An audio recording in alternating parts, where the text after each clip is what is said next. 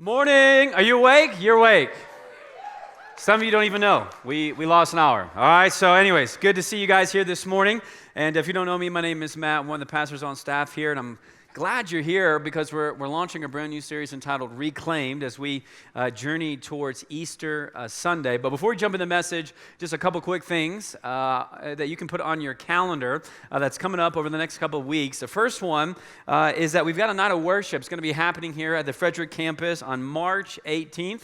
That's a Wednesday night. It's going to be happening at 7 o'clock. And it's going to be both of our campuses. So Nightwalk campus is coming over. We're gathering as one church. If you've been part of a night of worship here at Rocky before, you know these are just special nights for our church. And we would love to pack out this room as we set our affections upon Jesus for a solid hour of singing and praying together.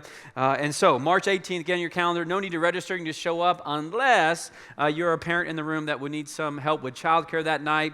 We do have childcare available. We only have so many spots. So I want to encourage you that if you would like to use one of those spots, go on our website, click the events tab, and you get childcare secured up for you. The other one has to do with our women's ministry. Any ladies in the house this morning? Wow, very excited and awake. Welcome. Okay, good. Ladies, we've got a conference, so to speak, coming up on May 1st and 2nd called Fresh Grounded Faith. We're going to be hosting this over at our Niwot campus. We've got some incredible speakers and authors that are coming. You may have heard of them, but Jennifer Rothschild, Angie Smith, and also a worship leader, Sean Groves, going to be leading worship over those 2 days. So we want to encourage you ladies to go and register for that. Tickets are $39, and there is a table out in the lobby. You can stop by. You can pick up your tickets. Now, they tell me that early bird pricing ends tomorrow, all right? And so then after tomorrow, the ticket price, listen to this, goes up to $5,000, all right? So it's an incredible discount today, all right? That's a $4,960 discount, all right? So go get that done. This is an event that's for not just the ladies who are part of our church, but any lady in our community, so you can be inviting your friends and family, and we'd love to go and pack out that Niwot campus on May 1st and 2nd. So any questions, stop by the table, and ladies, you can purchase your tickets out there as well. Now, one other thing I just want us to celebrate real quick. This weekend, really today, is the last day of our basketball program that we've run the last, several years. We start in January, work all the way through. And yesterday, actually, was a lot of our tournament games and championship games here, but that tournament ran all week, and this year we had well over 600 kids who participated in basketball and cheer, and this building was just packed out. In fact, we started yesterday about 7 a.m., and the last crew I heard left the building a little bit after 10 o'clock last night, and had a crew come in here and reset all the chairs that you're sitting on, so some folks were here even later than that. And so I just want you guys real quick to show some love for the people in the room who have volunteered, coached, refed, all of that. Can you just show them some love over the last couple of weeks? Now, if you're not a part of that program, maybe you don't have kids who play basketball or in a cheer program, you may go, why do we do that? Here, I just want to remind you again, because it's good, because we got to remind ourselves. And you know, sports are emotional. Do you know that? Sports are emotional. There's some people who lost their minds yesterday, and it's just part of the deal, right? This is how it goes, because that's the culture in which we live. And but it's always good to remind ourselves, hey, why do we do this? Why do we put on this basketball program? Why do we invest so much of our time and our energy? And why do we do it? Let me just tell you why. This is why we do it. Because I was reminded this again of yesterday, and I know this, but I was reminded again. This year I got to coach a 3rd and 4th grade girls team, and one of my daughters was on that team, and I got to coach these 8 just beautiful little girls over the last 2 months. And I'm telling you, they brought so much joy to my life. They're just always smiling, always skipping around, like I'm trying to, and they're just, so it's just that thing. And yesterday in the tournament, we won our first 2 games. We actually got to the championship game, which was just awesome. Our girls were so excited. And we get to the championship game, and the other coach who goes to church here didn't let me win, which I don't understand. But anyway, Yeah, we lost by 6 or 7 points, and there was some emotion from our girls. And but this was the cool part. Don't cry, okay? I'm trying not to cry right now. So, anyways, I got these girls together. In fact, I was just right over here. I got my girls all together, and this is why we do what we do. Because at the end of those 7 weeks, here's what I got to say to these girls. Girls, we've seen you improve in basketball so much over the last 2 months, and Coach Gina, who was my assistant coach, and myself. Man, what a joy it was to coach you over the last 2 months. But guess what? Just because you lost this game, listen, doesn't mean we aren't proud of you. Doesn't mean that man, we are for you, and you just got to know we love you. We love you, girls. And it wasn't about winning or losing today. You know what? It was just the opportunity that we were given to just get to know you, and to play and to coach you. And I'm telling you, that was just such a great joy in my life. And I want you to know, not only does Coach and I love you, but God loves you. You got to know that. And I hope I see you back here next year and blah blah. And I'm telling you that if all I got was that 60 seconds or 2 minutes to really speak some truth into the girls' life, and we were doing that for the last 2 months. But I'm just telling you, that moment, it's worth it. I'm telling you, it's worth it. And there were hundreds of kids yesterday whose coaches got to lean in and say, "Man, you're worth it. You're worth it," and we love you, and God loves you, and we get to say to parents, hey, if you're looking for a place, and maybe you don't go to church, and you're looking for a church, or you don't know much about God, and you want to discover something, hey, you should come here. This is why we do what we do. There are people, this is true, there are people in this auditorium this morning, and you know it, that your front door to this building wasn't Sunday morning, it was a Saturday afternoon.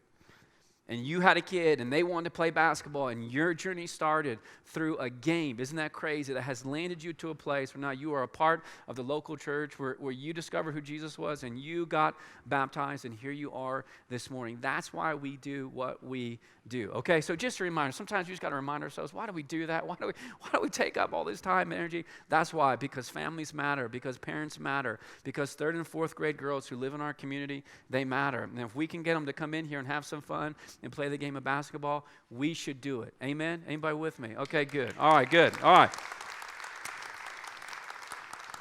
I still wish I would have won that game, though. I'm just telling you, I wish I would have won that game. All right, anyways, here we are, week 1 of our series entitled Reclaimed. And again, I'm glad you're here. And I know I say this probably week 1 of every series that we do, but I'm telling you, I mean it, but I really mean it in this series, because I think what we're going to be talking about over the next 5 weeks, if you would allow it, to gain a little bit of space in your life, if you would allow it to begin to soak into your heart and your mind, and maybe even into the depths of your soul, I am telling you, there is some content, not just today, but over the next couple of weeks that is coming, that if you would receive it, has the potential to literally, I believe it, change your life. That outside of the gospel, outside of just receiving salvation, outside of responding and believing that Jesus is who he says he is, which is the ultimate decision that all of us have to make in the context of this life, I'm telling you, outside of that, this conversation we're about to have, I think, because of the day and age in which we live and the culture in which we live, it might be the next biggest conversation that you and I have to wrestle with. And so here's what we're going to be doing over the next 5 weeks. We're essentially going to be detoxing. And if you're, usually when we hear the word detox, we're thinking about substance abuse, and you're going, well, I'm not alcoholic, and I didn't shoot up crack this morning. I hear you, okay? Me neither. But listen, what we're doing over the next 5 weeks is we're going on a spiritual detox. Spiritual detox. We're going to detox our heart. We're going to detox our mind. I want to look at the idea of what does it mean for us to maybe let go of some things, to create space for better things. What does it look for us to give up good things, but we give it up to get something that's even better? And it just so happens that we're in this series or we're in this time of our calendar year where we're in Lent. And depending on if you grew up in church or what denomination you were part of when you were growing up, you may have experienced Lent or worked through Lent, or some of you just may not even know much about Lent. But Lent is this essentially 40 days before Easter.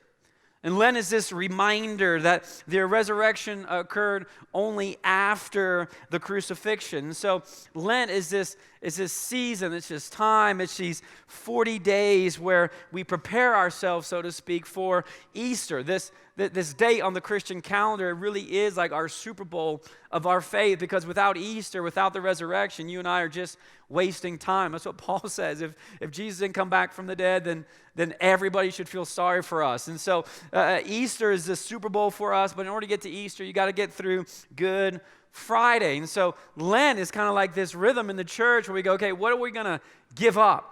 What are we going to let go of so that we can spend more time thinking about Jesus? We can spend more time thinking about his crucifixion. We can spend more time thinking about his resurrection, because these are really big things that we should be thinking about. And so even if you didn't grow up in church, you probably know this idea that at Lent you give something up. That's kind of the conversation. What are you giving up for Lent? What are you going to let go of? And a lot of times, you run into all sorts of things. I mean, I've run into people that say, yeah, this season for Lent, I'm giving up cookies or I'm giving up soda. And I look at them and go, you should be giving up those things anyways, all right? But people come up with a bunch of different things. And if we're not careful, we let Lent become more of what we're giving up than why we're giving these things up. We talk more about the thing than about really what that thing, giving up that thing is going to allow us to do. And so again, Lent has been designed, it's just rhythm in the church calendar that you might give something up so that you may receive something better. You'd give something up that maybe takes up some time in your day, or you'd give up a rhythm in your week that may free up some more time from you to really think about Easter. Lent, this is why I love Lent. Lent really eliminates the hurry. It eliminates the fast pace of life. Lent has been designed to slow you down. Lent will ask you to take a break from things and focus more of your time and energy on Jesus, which I think is awesome. And the reason why this is a big deal, and the reason why I think this could change your life is because we live in the context of a culture that says, no, you don't move slow, you move fast. In fact, I just think this is true, that Satan, our opposition, I think Satan is an expert in the field of hurry. I think he's an expert. I think he's really good at it. And I think he's really good at finding ways to get you to move faster and faster and faster and faster. And there's a whole bunch of people that have done a lot of research who show that really the pace of life that you're in and I'm in is not healthy for us at all. Corrie ten Boom said this when it comes to the idea of the pace of life. She says this: if the devil can't make you sin, he'll make you busy. If he can't make you sin, he'll make you busy. I've told this before on stage, but a couple of months ago we had a missionary here from Kenya, and we were talking about spiritual warfare, and I've been to Kenya, and I've seen some things in Kenya that I just don't see here in the States when it comes to spiritual warfare. And I said to her, why do you think that is? And she said, Matt, it's because people in America are just too busy. They're too busy. Carl Jung, who's this famous psychologist, if you've ever heard of the Myers-Briggs test and kind of personality profile, a lot of that came from a lot of his research and teaching. He said this, and I quote, "Hurry is not of the devil, hurry is the devil." Again, really smart people. And then another smart guy, I can't really pronounce his name right, he said this, all right, and I quote, it seems to me that the greatest problem we are facing today is time. People are just too busy to live emotionally healthy and spiritual, rich, and vibrant lives. They're too busy. Everybody wants it, but nobody's willing to slow down to really live it out. And here's a good question for you, especially if you love Jesus. Here's the question: what is the most important value in God's kingdom? Of all the different virtues that you get to live out in the context of your life, what is the most important one? Jesus will keep teaching this over and over again. John 13, John 15, looks at his disciples and he says, listen, a new command I have for you. Here's what I want you to do. Love one another. Jesus even doubles down on it. He goes, this is how I will know. This is how I'll know. Above all else, this is how I'm going to know if you're a follower of me. By how you love people. So in God's economy, love is the most important thing. And I would argue this morning that hurry and love are incompatible. Hurry and love do not go together. Think about it.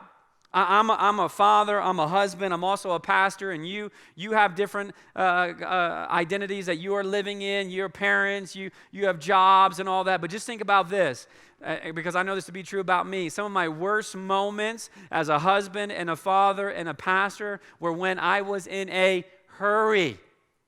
Parents, when you're trying, some of you experienced this morning, you got to get the kids into the car, right?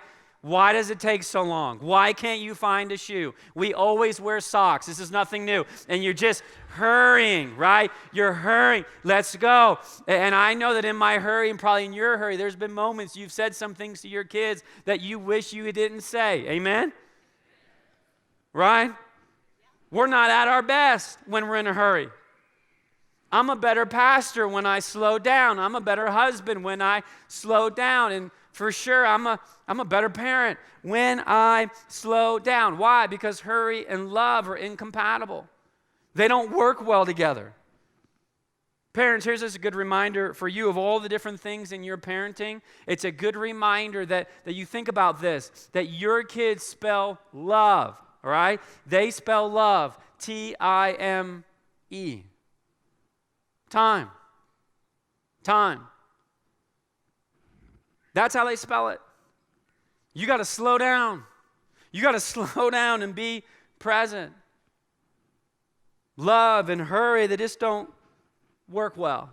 When Paul is describing love in 1 Corinthians 13, which is a passage we go to for weddings, if you've ever been to a wedding, you know, pastors read this scripture all the time because we got this new couple and we're talking about love and how does God view love and how did Jesus love you? And Paul leans in, he goes, let me tell you what love is like. And the first way that Paul describes love, you know what it is? He's going, love is this, love is this, love is this. The first word he uses, he goes, love is patient.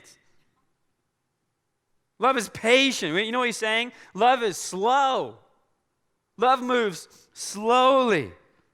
The reason why we use the phrase we walk with God and we don't run with God is because God is love. And if it's patient, it moves slowly.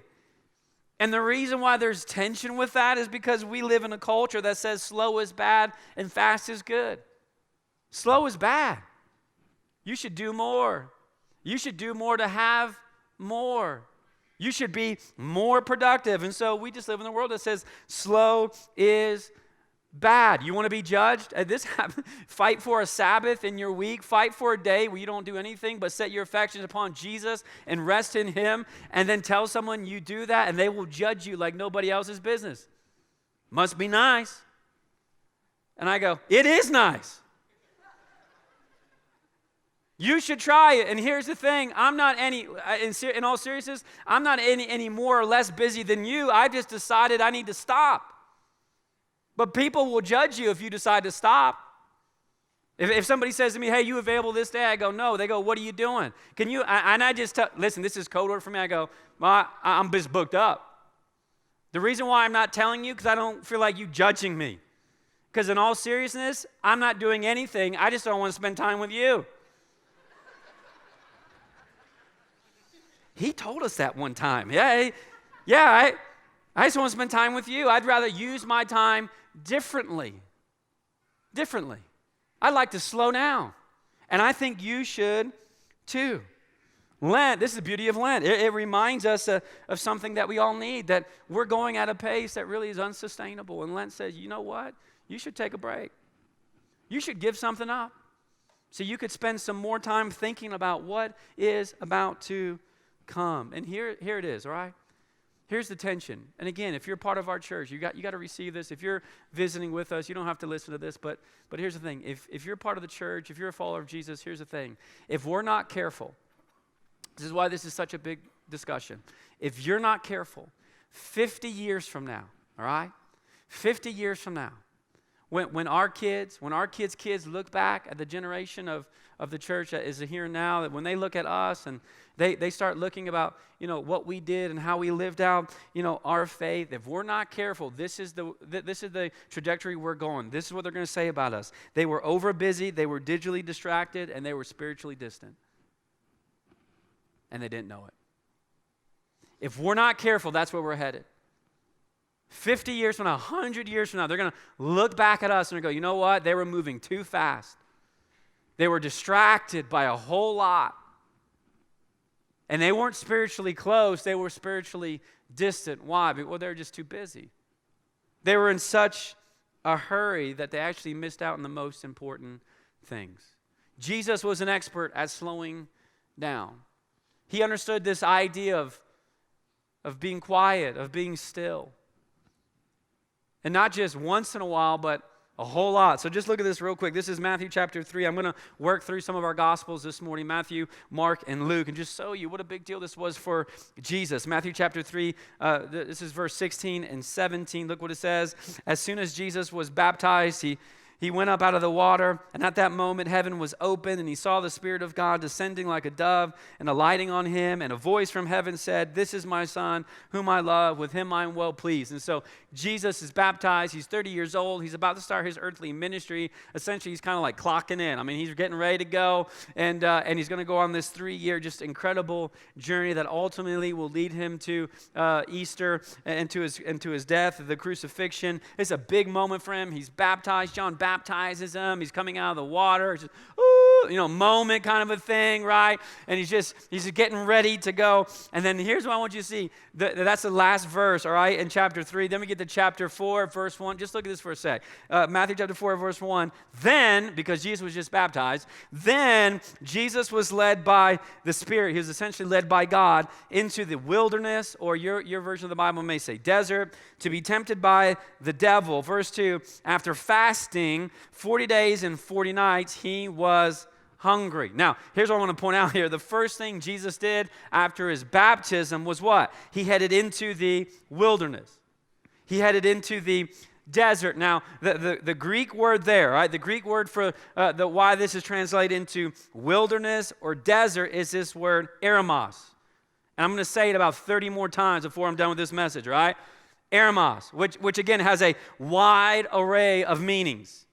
Desert, deserted place, desolate place, solitary place, lonely place, quiet place, wilderness. But the point I want to make is after Jesus is baptized, he goes to his eremos. And not just for a day, he goes for 40 days. And again, what's interesting and what you're going to see, I'm going to read a couple of verses here and stories about Jesus that he's constantly going to his eremos. This isn't just the only one. I mean, there's multiple stories. Jesus keeps going back to this eremos. He launches his ministry. He's baptized, and immediately this is how he starts, by going to his eremos, which can be confusing because you might read that, and maybe you grew up in church and you've read that before, or you're new to church, you go, man, this doesn't make much sense. Jesus is baptized and he goes away for 40 days and 40 nights, and he's fasting, he's not eating. The Bible even says, and he was hungry, only then to be tempted by the devil 3 times, and you go, man, is that wise? I mean, it just seems like, why would you do that? Why would God lead Jesus to this place in the desert to be tempted, and he's all by himself? What's the point there? And for so long, I've even thought about that too. Man, it just doesn't make a lot of sense. Why do that? But I think we look at that idea of going away for 40 days and 40 nights, and he's by himself, and he's hungry because he hasn't eaten, and you go, that's a place of weakness. But friends, what if it's a place of strength? You know what's interesting? If you get into verse 3, the Bible is pretty clear that Jesus will be out there in his eremos for 40 days and 40 nights, but the devil doesn't come till after the 40. You know what I think Jesus was doing? He knew the road ahead was going to be tough. It was going to be difficult. There was going to be temptation. And to get himself, and almost like the right frame of mind to be strong, he had to go to his eremos. And his mission was so large that he needed 40 days. In light of what was yet to come. John Mark Comer, who wrote the book, The Ruthless Elimination of Hurry. It's one of my favorite books I've read this year. You should go buy it. It's so good. I'm taking several things out of his book for the message this morning. But he actually wrote this: the wilderness isn't a place of weakness, it's the place of strength. Jesus isn't weak. He's becoming stronger. Jesus knew he was going to be tempted. Jesus knew there was going to be difficulties. Jesus knew there was going to be trials, which is why he went to his eremos. And friends, if he experienced difficulties, if he experienced trials, if he went through temptations, you will too. You will too. And the way that Jesus combated that, the way that Jesus opposed that was by getting away. It wasn't until after the 40 days that he was tempted, and he breezes right through that with just flying great remarks. I mean, he passes, no big deal.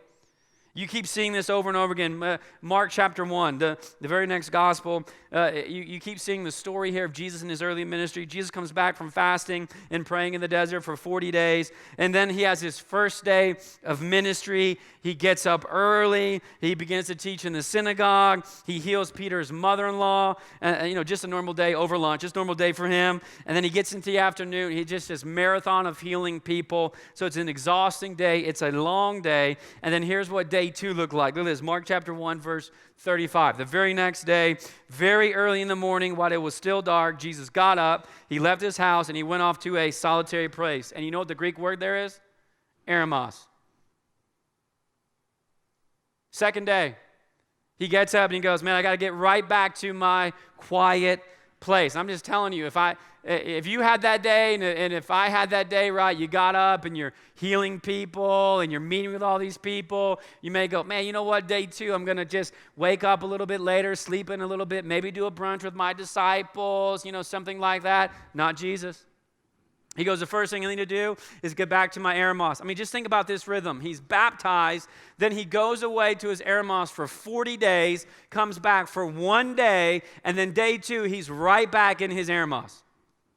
Which is why I've sat down with our elders and go, listen, we should have 40 days of rest and then just work 1 day.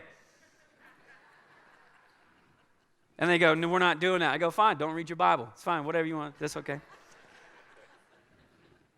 It wasn't just like a one-time occurrence kind of a thing. He consistently keeps going back over and over again. Jump down to verse 36, same chapter, Mark chapter 1. Look, he's gone so much, the disciples can't even find him. Simon and his companions went to look for him. Why? Because he's in his eremos again. Verse 37, when they found him, they said, you shouldn't be here. Dude, everybody's looking for you. You just started your ministry and you're healing people, and now everybody wants to see you. You can't be out here. You got to get back. Listen, you're the news of the town. You're a big deal, and we're a big deal because you're a big deal, and you're hashtagging like you're trending on social media. You can't be out there. You got to be in here. Come on, let's go. What are you doing out here? There's people that want interviews. Man, you're just the talk right now. And look what Jesus replies. Look at this, verse 38. Jesus goes, well, let us go somewhere else. Translation, no.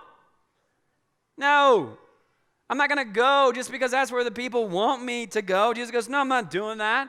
Why? Well, because he's coming out of his eremos, his wilderness, and he's got so much clarity. He's got so much understanding. He's been reminded by the Father about his identity and his calling. He knows what to say yes to, and he knows what to say no to. Why? Because he was in his eremos. God's made it abundantly clear for him, which is why you can just see over and over again through the Gospels, you quickly realize this is why Jesus keeps going back, to be recentered and realigned and to be reminded what God has called him to do. Look again, Mark chapter 6, verse 30. And the apostles gathered around Jesus and reported to him all they had done and taught. And then because so many people were coming and going that they did not even have a chance to eat, he said to them, come with me by yourselves to a quiet place. Know where that comes from? Eremos. We should go to my eremos, and you should come with me, and you should get some rest. Look again, verse 32. So they went away by themselves in a boat to a eremos. Solitary place. What about Luke? Another gospel writer, a doctor. Look what he writes down. Luke chapter 5, verse 15. Yet the news about him spread all the more, so the crowds, you see the busyness here? The busyness of people came to hear him and to be healed of their sickness. Look at this, and this is tension here. Verse 16, because these are people who need help. And yeah, look at verse 16. But Jesus often, he repeatedly, he over and over again withdrew to what? His eremos, his lonely place. And he prayed. Luke will go on to record throughout his gospel that Jesus, he'll actually use the word eremos 9 times. 9 times. Jesus went away. Jesus went away. Jesus went away. Where is Jesus? He went away. Where is this guy? Hey, the crowds are here. Where is he? He's in his eremos. I don't know. He's in his quiet place. Did anybody see him leave this morning? No, he snuck out. It was still dark. Does that guy do any work around here? Over and over again.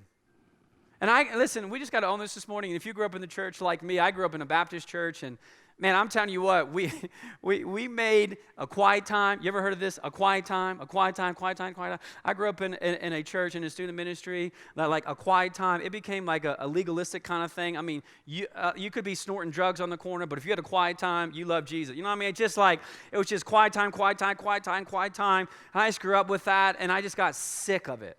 I got sick of it. I mean, every time, hey, did you have your quiet time today? Did you have a quiet time? Did you have a quiet time? Leave me alone, okay? So I'm just telling you, there's been seasons of my life where I've been just moving so fast and getting stuff done. I have devalued the moments to slow down, to be still. And I'm just telling you, if you grew up in that and maybe people are like, just kind of, just throwing it at you or shoving it down your throat. Friends, I'm just telling you, there is something to this idea, and you don't have to call it a quiet time, and that makes me shiver a little bit, but something, okay, where you're stopping, and you're going away. You're finding your eremos, where you are by yourself, to spend more time with the Father. Here's my whole point this morning, all right? Here's my whole point. I'm just going to dumb it down for you. I can't get any more simple than this, all right? Here it is. Number one, Jesus needed time in the quiet place. Jesus needed time in the quiet place. Jesus, the Son of God, the one who was with God the Father when God the Father created all things. He was there in the beginning. He'll be there in the ending.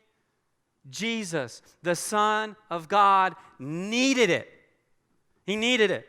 He needed to find the eremos. He needed to find the quiet place. He needed to get out in the wilderness, to the desert. He needed to be by himself. Jesus, if there was anybody who walked this earth who could make a really good argument of why they didn't need an eremos, it would be Jesus. And yet, he needed it. Which brings me to point number 2. You are foolish if you think you don't. You're foolish if you think you don't. And there are so many, listen, there are even some good excuses in the room. There's not many, but there's a couple of good excuses. And you might go, well, Matt, you don't understand. I'm just so busy because I got to work 2 jobs or 3 jobs because my husband left and this, and I need to provide for the kids. And I'm just, listen, I just want to lean in this morning and go, I hear you, but even Jesus needed it. Matt, you don't get it because I got a bazillion kids at home. I do get it. Okay, but I got a bazillion kids at home, and they got all this stuff to do, and there's school, and there's sports, and you got to feed them. They just don't ever stop eating. And I go, I hear you, but listen. Even Jesus needed it. Even Jesus. Matt, you just don't get it because, I just don't do good with getting up early in the morning and listen, and I got to watch this and I got to do that and I hear you, but listen, even Jesus needed it. Jesus needed his eremos. And if Jesus needed it, you would be foolish if you think you don't need it too. And if you choose not to, if you are not going to slow down, if you're not going to spend time with the Father, here's what you're saying. You know what? In the context of my life, I just want to live it in such a way that I'm over busy, that I'm distracted, and I'm just going to choose to be spiritually distant. That's what you're saying. That's what you're saying. I'm not saying that spending time with the Father will solve all your issues, but I'm telling you, this has got to be where we start. We got to stop walking around just, this is falling apart, and there's this, and there's this, and there's this. And I just feel like the first question I should have on my door, like before you come meet with me, is, have you been to your eremos today? And you go, no. I go, then leave. Because this ain't it. You should go to a quiet place. You should go to your wilderness. You should go to the desert and spend some more time with the Father, not with me. That's where we start. Jesus started out his ministry with 40 days of it. 40. Worked for one, and he went right back to it. And he'll keep going back to it, even in the midst of the demands of the people around him. A culture that was saying, you should go here and you should do this. And Jesus says, I'm off to my eremos. I'll see you when I see you. You can't do that? Yes, I can. Because I spent time with the Father. And he reminded me why I'm here. I want you to think about this week. In light of Lent, what is something this week that you could give up? That you could kind of do away with, at least for 7 days, so that you might be able to spend more time with the Father? What is it? Maybe you commute to Longmont or Boulder, or you commute downtown Denver. What would it look like for you to read a verse and then get in your car and just sit in silence as you drive and spend some time with the Father? What does it look like for some of you maybe to get up just 10 minutes earlier in your day? Or maybe for some of you, you're going to give up a meal. You're just going to give up something. It's not a bad thing, but you're just going to choose to give it up so you can spend more time thinking about Jesus, and you can spend more time in his presence. For some of you, if you eat a lot of cookies, fine, give up the cookies. All right, doesn't matter to me. Just give up something. Give up something that might even be a good thing to receive something better. So here's what I want you to do this week. Go ahead and just take this card out. That's the reason why we gave you this reclaimed card. And you can just leverage these two verses. So some of you, man, you might be brand new to church. You're just, you're entering into this, figuring out what a relationship with Jesus looks like. And you go, I hear you, but Matt, if I go to my eremos, if I stop and pause, what do I do? This is as simple as I can make it for you. Here's what I want you to do this week.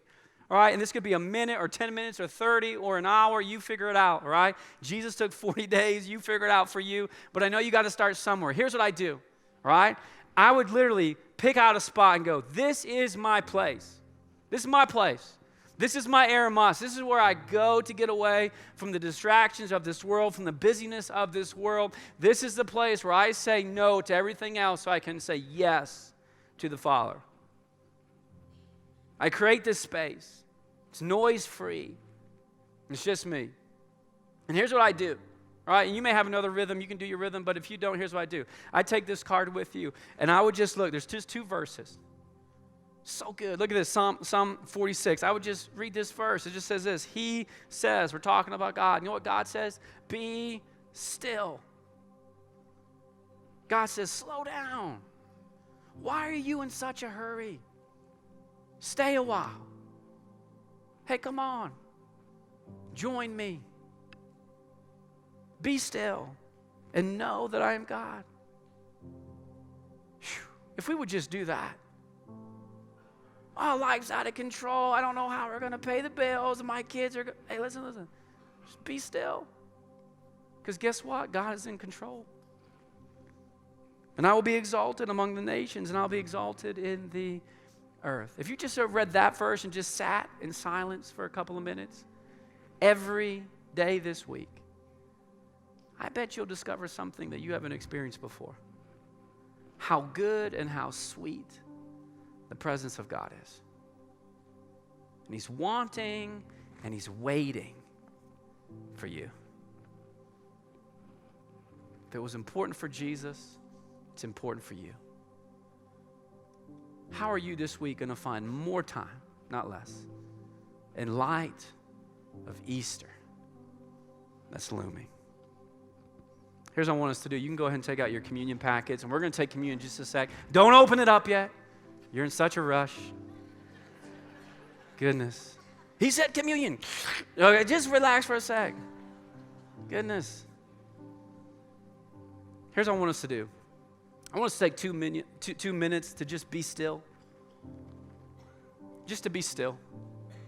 For us to kind of quiet our minds and our heart a little bit. And here's what I want you to think about, okay? This is just so good.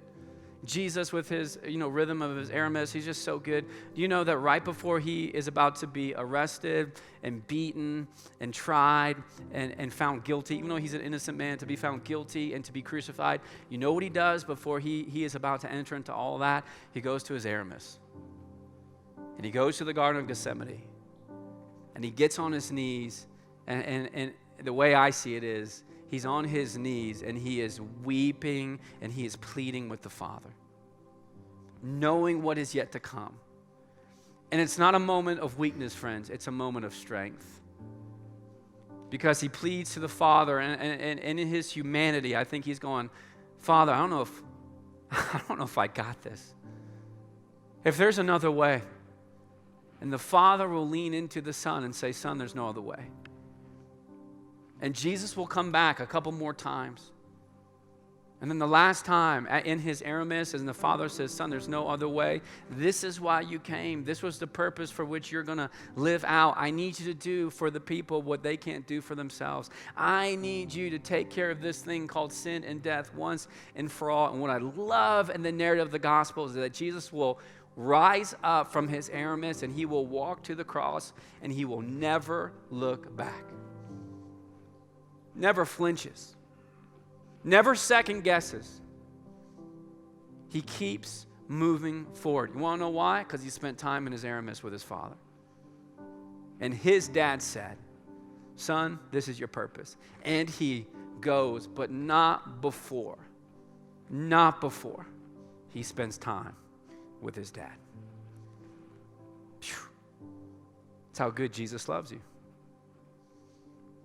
And before he will go do on Good Friday and then rise from the dead on Easter, before he does any of that, he stops. He stops. And he spends time with the Father. So here's what I want you to do. We're going to take 2 minutes. For some of you, it's going to seem like 30. Just take 2 minutes. We're just going to hang out. I just want you to be still and think about how good Jesus is. Spend time with your Father. Maybe you haven't checked in with him all week. Take 2 minutes, and then I'll lead us through. We'll take communion together.